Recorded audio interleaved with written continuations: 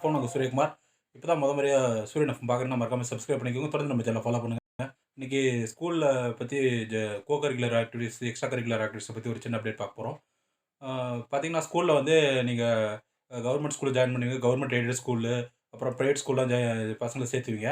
அதில சேர்த்தும்போது பார்த்தீங்கன்னா, extra curricular ஆக்டிவிட்டீஸ்ல வந்து பார்த்தீங்கன்னா, என்சிசி, ஸ்கவுட்ஸு, ஜேஆர்சி, அப்புறம் என்எஸ்எஸ் அதெல்லாம் இருக்கான்னு பார்த்துட்டு சேர்த்துங்க.